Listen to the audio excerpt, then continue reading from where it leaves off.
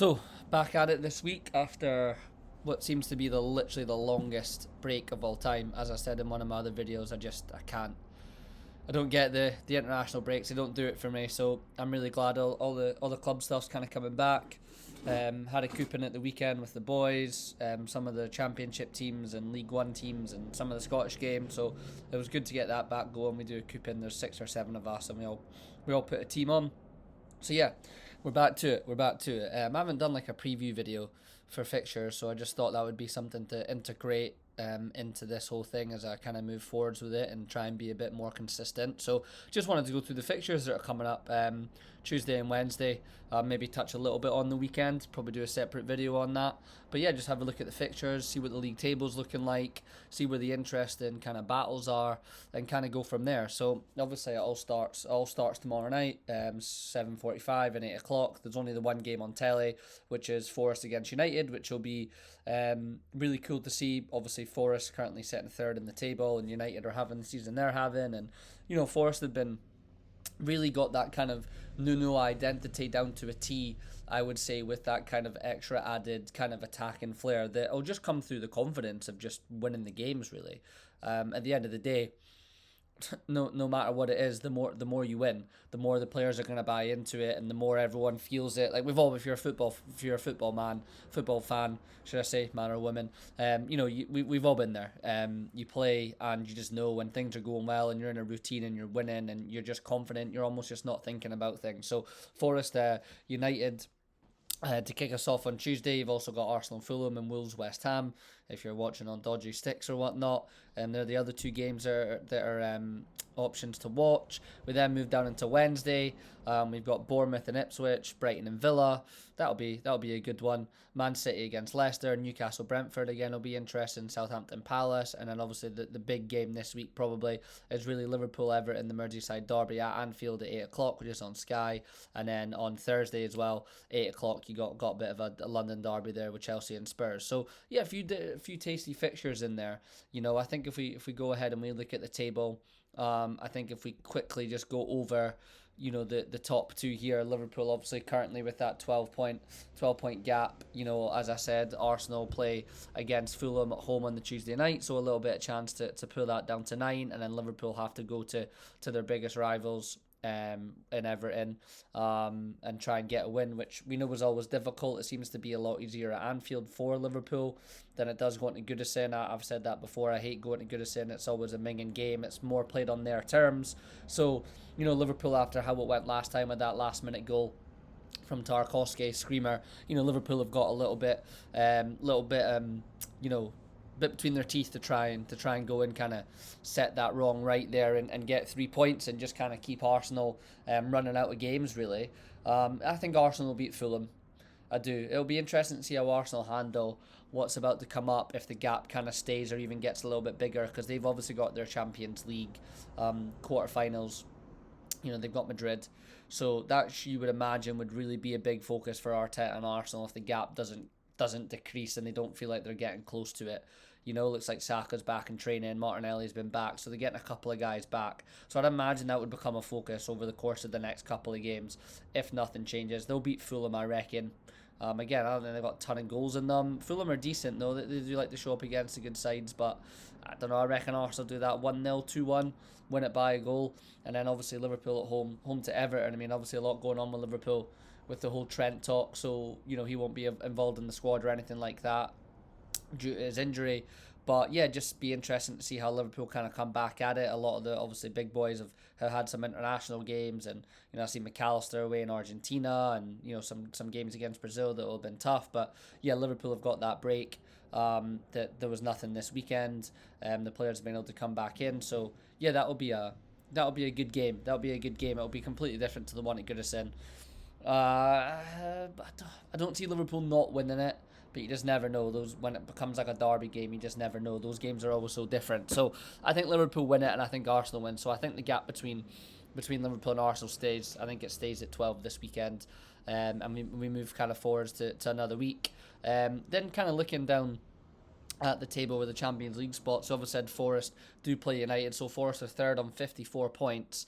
And then really, I mean, what are we talking? Bournemouth are 10th.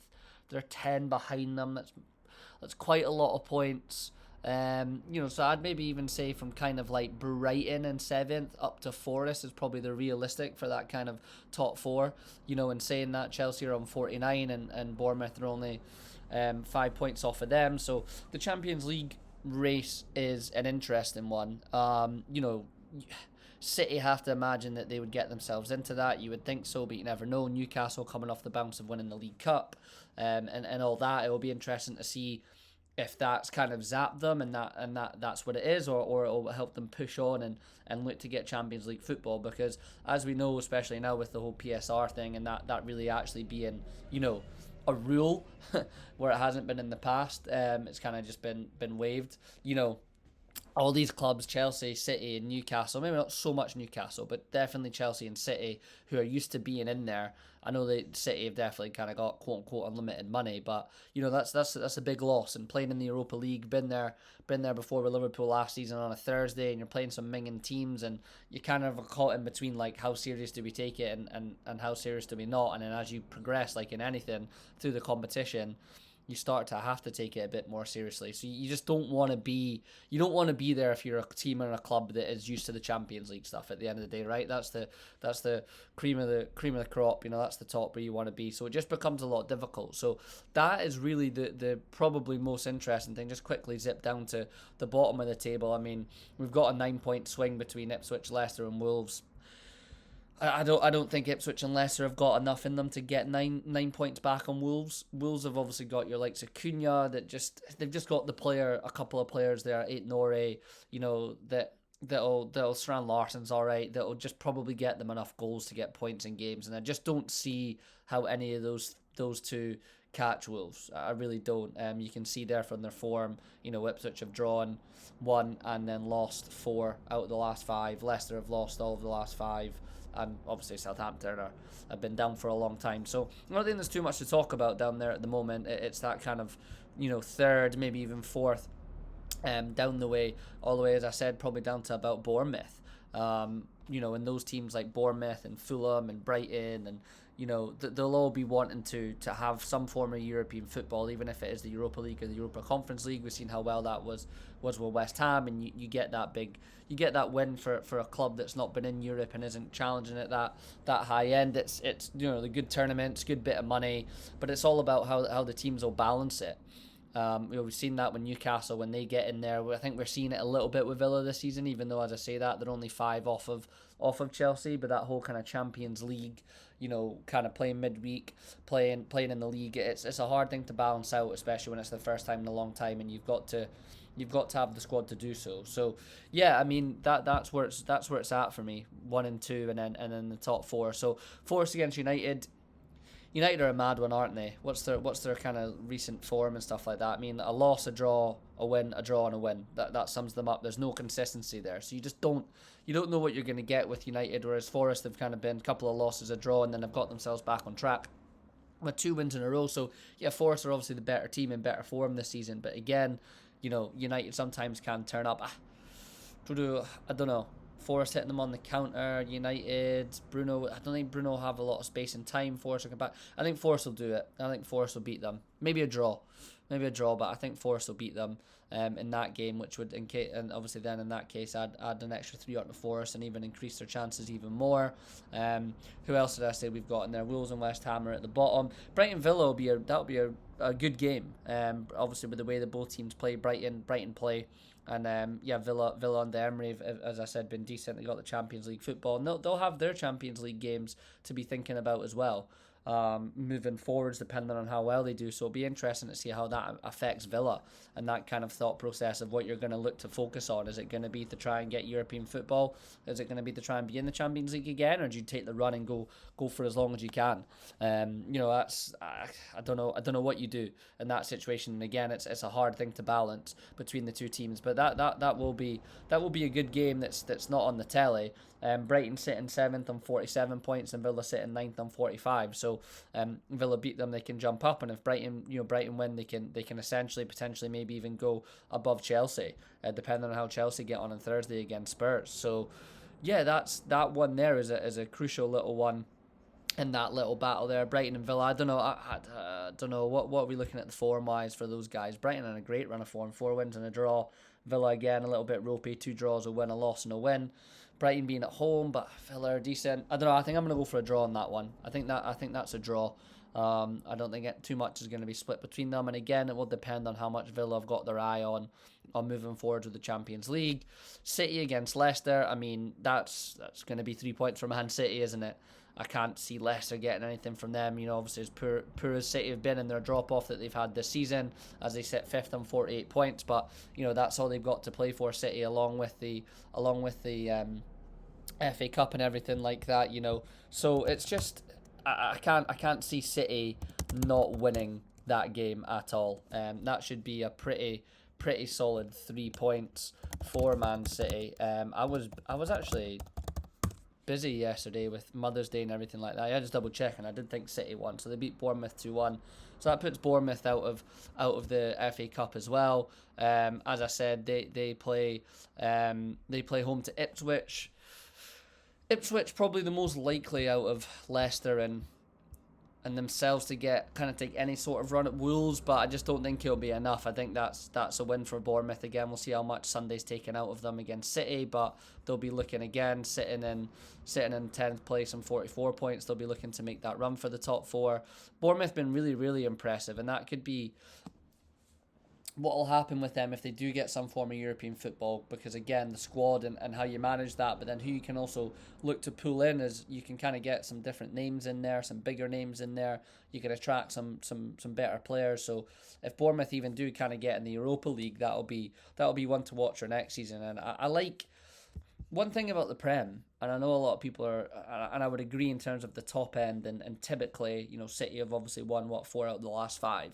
So I get that, but it's cool to see that how it's kind of working, and I hope this becomes a kind of continuous thing this season. Is like teams like Forest and Brighton and Bournemouth and obviously Villa and Fulham, who've been consistently good. You know, Brentford have been hanging around for a while. I mean, like they've all got better and better and better, and the longer they've stayed in the Prem, with the more money they've got and the players they're able to bring in, and they, you know, Brighton are a good example of that, of, you know, getting all these managers and these players in and then selling them on and managing to keep the level. I always wonder how long that can go for, but these teams seem to have got something going with that. So I think that's really been cool about the Prem this season, and I think will be moving forwards, because I think you'd expect City to bounce back under Pep, right?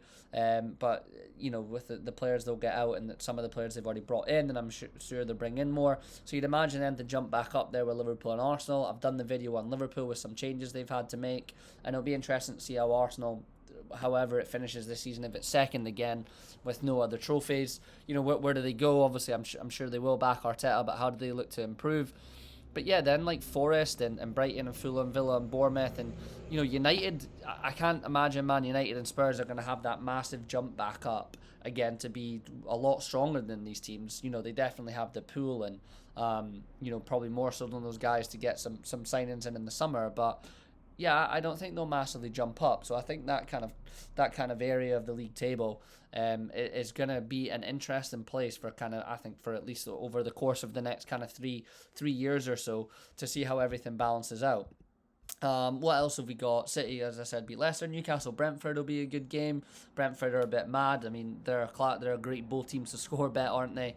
They'll kind of concede and also score goals. I mean, if we look at it, they've scored 50 in 29 games and conceded 45. So that is a both teams to score bet. And Newcastle, obviously, you know, just how they play, that'll be a good game to watch too on telly. I think Newcastle will beat them. I think Newcastle after the League Cup will come, and they'll be focusing on that 4th spot.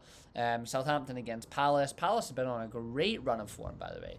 Absolutely great run of form. I watched them against Fulham in the FA Cup on Saturday, and they were absolutely fantastic. Again, 4 wins and a loss in the last 4 games. Southampton by miles the worst team in the league. Palace on form, coming off an FA Cup win. I think there's no doubt Palace win that. I've kind of gone to the Merseyside derby, and then we finishes up with Chelsea against Spurs at 8 o'clock, which could be an absolutely awful game, because Chelsea are just so very pragmatic, and you kind of know what you're going to get with Chelsea, and it was, I think the last kind of in-person podcast I did with the boys, which we're getting another one in soon. It's just been a bit hard to kind of tie down times and get the studio and everything like that sorted out. But the last one we did, we talked a lot about Chelsea and Maresca, and it was at the time Chelsea where everyone was kind of touting Chelsea as maybe being title challengers at the time, closest to Liverpool, and it's not happened for them, and it's just dipped off, and it seems like a lot of Chelsea fans are almost not too keen on Maresca. They've kind of gone off him a little bit, I would say, and it seems very methodical and just a bit samey. And yeah, I don't know. That could be a bit of a boring one. Obviously, Spurs will always be somewhat entertaining, but if Chelsea are very pragmatic and have a lot of the ball, I don't really see too much what Spurs can do. So it's a big game for Chelsea to keep that run going up in fourth place. Like what we'll be looking at: 3 losses and 2 wins in the last 5 games, and then Spurs again 2 wins, a loss, a draw, and a loss. So they've not been on the greatest run of form either. So I don't know. I think that one could be quite a boring one. I really do think it. Chelsea obviously at home at Stamford Bridge, but I think that one could be quite a boring one. I'm going with the draw on that. I don't know if anyone nicks that. Maybe a 1-1.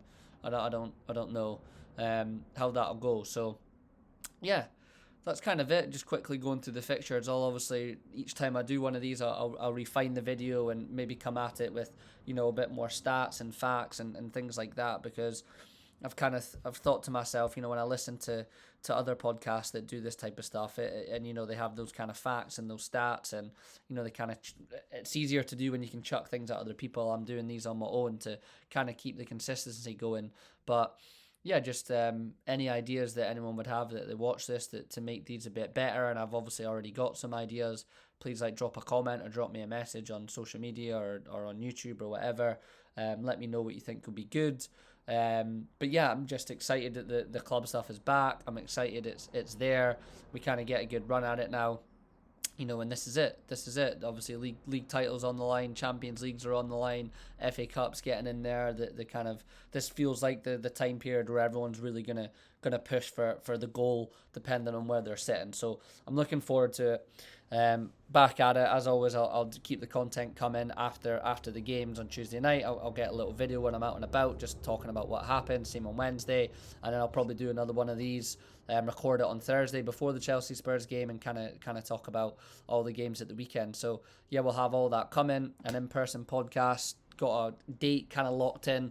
I'm hoping in a couple of weeks to get a good in-person podcast back with the boys, because I'm getting tired of hearing my own voice, and I want to chuck some questions and hear some other people's thoughts and opinions as well as mine.